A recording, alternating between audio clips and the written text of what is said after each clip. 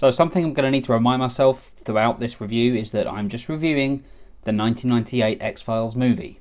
This isn't about where the show is now. This isn't about where the show ended up. This isn't about season 11, which I have some thoughts about.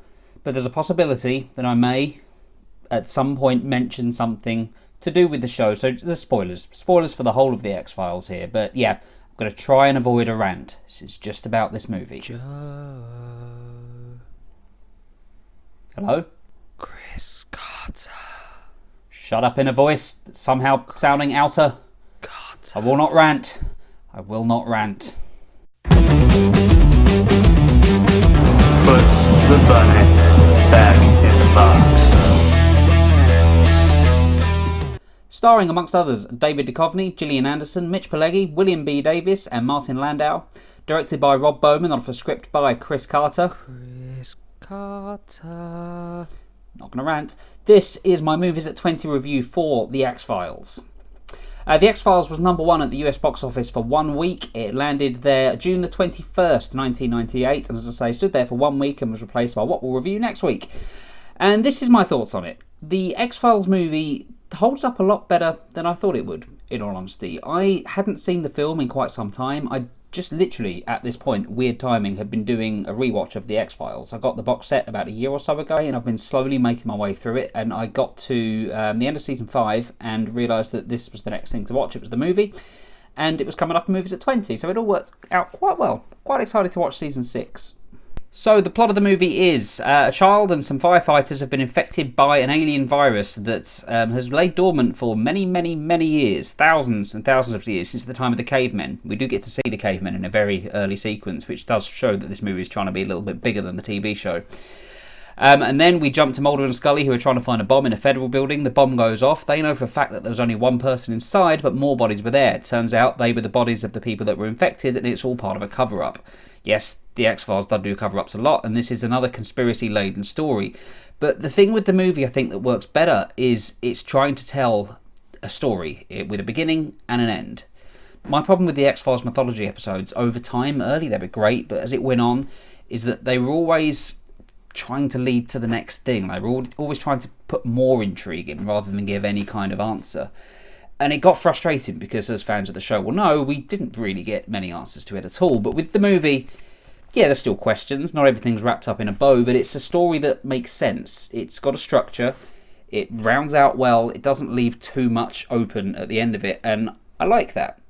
And at the same time, it does manage to build into the show's mythology, which, as I say, I have issues with. The mythology is my least favourite part of The X-Files. I enjoy the standalone a lot more. But I appreciate this movie for trying to do that. I appreciate that it was trying to appeal to a wider audience, not just the die-hard X-Files fans. But, in saying that, many of the complaints about this movie stem from the fact it does seem like it's just an extended episode of the TV show. And for the most part, yeah, it's not really something you can argue. It does just feel like an episode of the show, or a two-parter just kind of merged to one. But that doesn't mean there isn't an attempt to make this look like a movie, and that's some of the best parts, I think, of the film, is that it does look like a film. It looks like it has money behind it, or way more money than it did before. The shot of the spaceship coming out over the Arctic is incredible. I've got the Blu-ray copy and I watched it with HDR turned on, so that helped. But yeah, no, it looked good. I was expecting this to look dated, and there are some sequences here and there that do show that this was made 20 years ago, or 21 years ago. But for the most part, it holds up very, very well. But it does feel at times as though Chris Carter's trying to make sure that we know this is a film that we're watching. There's sequences where Mulder and Scully will interact with each other, and it doesn't feel quite like the Mulder and Scully that we know. It's almost as if they're putting on a show, as if they're being like, hey, we're on the big screen now, look at us. Particularly a scene early on, it's, the scene where they're on the rooftop just before the building explodes. It's their first scene, actually.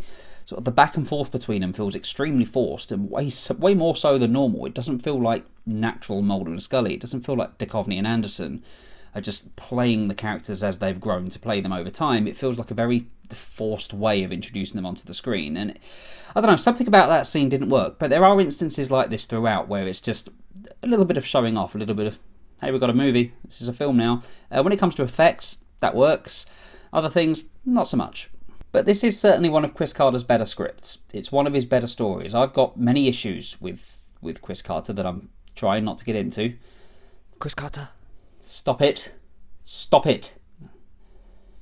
But this is written well. There wasn't really any times here where I felt that the story was dragged. It was always just intriguing enough to keep my attention. Do it. And when it started to get exciting, like when some of the action parts of this came along a little bit too late, admittedly, apart from the amazing explosion, which we'll get onto in a minute, it became incredibly tense and incredibly exciting. There's moments like this, particularly when they're on the ship at the end, and I hate the fact that it was Gillian Anderson, it was Scully who was needing saving. Scully was a prisoner. She was unconscious for most of this. She missed a lot of it. Like, it was a cliche way of doing it. Of course, Scully's not going to see a spaceship properly.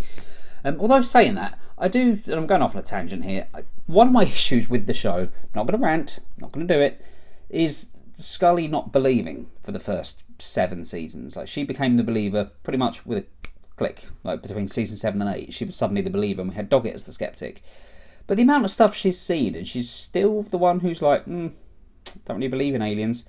Like, she must have seen a bit of that ship, right? She must have known something was... Something that bugs me. Something that bugs me about it. What was I saying? But yeah, the design of the ship was awesome. I love the look of it. I love the look of the alien creatures. I love them breaking out of their tubes as Mulder and Scully are trying to make a desperate attempt. And even though it's very obvious that one was going to grab hold of Mulder just before he made it through, it was still great to see. It was still like oh shit, is he going to... I mean, of course he's going to get out of it, but it added tension in ways that the series lately hasn't managed to do. Joe, Chris Carter. I'm not going to rant about Chris Carter in a voice. Not going to do it. No. And I think this does a good job as well of being something that anybody can watch. I don't think you have to be a fan of the 5 seasons that have come before it to watch this movie and get it. I don't think, at least.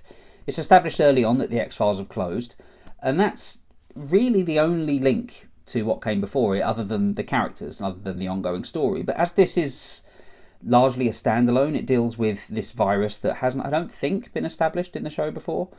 It keeps it fresh. It keeps it something that newbies can understand and follow, and that's a difficult thing for a movie of a spin-off of a TV show to do, particularly one like the X-Files. And 5 seasons in, the X-Files had already started to crumble under its own weight. It already built up so much that it was the foundations were shaking on the show a little bit. And I'd be interested to see what I think about season 6 when I rewatch it, because that's my favourite looking back, but I'm already starting to see the problems with the X-Files show 5 seasons in.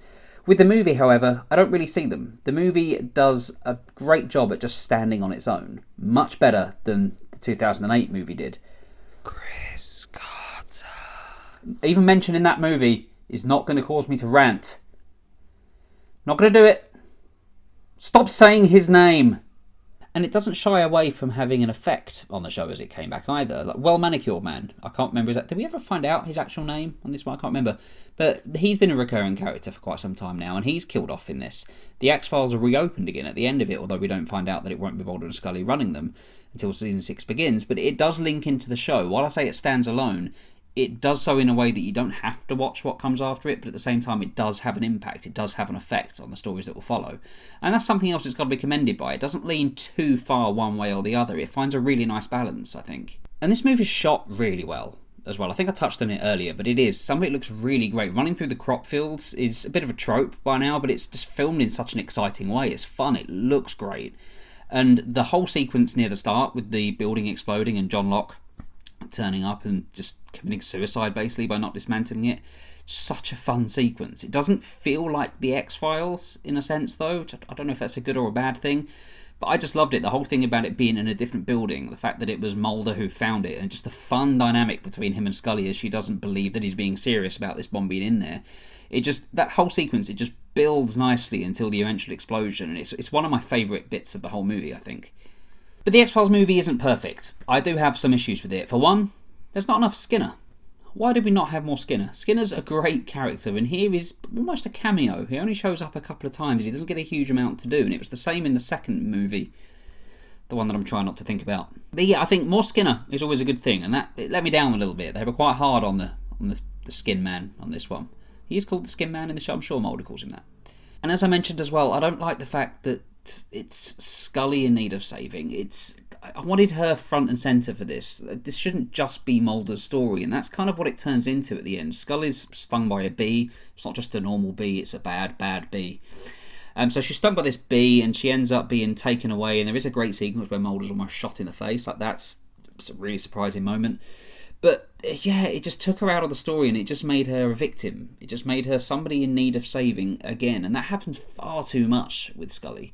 So it's a real shame that the movie also had to go down that route again. I wanted her and Mulder to equally, the two of them, or even be different, have Scully save Mulder, but just have the two of them on this adventure and finding things out together. But instead she's just borderline unconscious for the last 45 minutes of the film, and that's a real shame. Gillian Anderson deserves better, and Scully as a character deserves better than that as well. But I would be very interested to hear from people who've just watched the film and haven't watched any other episodes of the show. Like, if you're an X-Files fan and you've got another half, I should have done this with Mel. I should have just got her to watch the film and saw what she thought about it. But yeah, it'd be nice to know what it's like just coming into this blind, not really having any idea who Mulder and Scully are, and seeing how this film plays out. Because being a fan of the show, like, I love the show for the most part. Some of it, starting to get angry. But yeah, I love the show. I'm a fan of the show, so it's always going to sway my opinion of this film to be more forgiving of it, I think. But I enjoy my time with it. It's a good 2 hours, so it doesn't feel like it drags. It doesn't ever really get boring, at least in my mind, throughout any of this. It goes along at a nice pace, and it's got some fun, exciting moments in there. And it also does the old trick of having all of the evidence of what they've seen destroyed, which, while can be frustrating, I think was handled pretty well here. It was done in a nice way. I'm going to give the X-Files movie an 8 out of 10. Have you seen the film? If so, let me know what you think about it in the comments below. Hit like and... No. Not... Hit like and subscribe if you enjoyed the... Not going to do it. No. Stop saying his name. Chris Carter. No. I'm not going to rant about it. It's not going to happen. I'm not doing it. You know, the next time it comes to talking about the X-Files, it won't be until 2028 when you'll be reviewing X-Files, I Want to Believe. You know how you feel about that movie, Joe. Chris Carter. Okay, Joe. I accept. You won't rant. But before I go, let me just say one thing. What? What can you possibly say? What am I now if I'm not a father?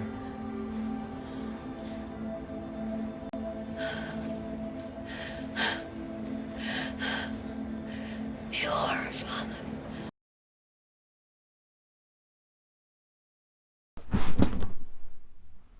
Oh, you did it.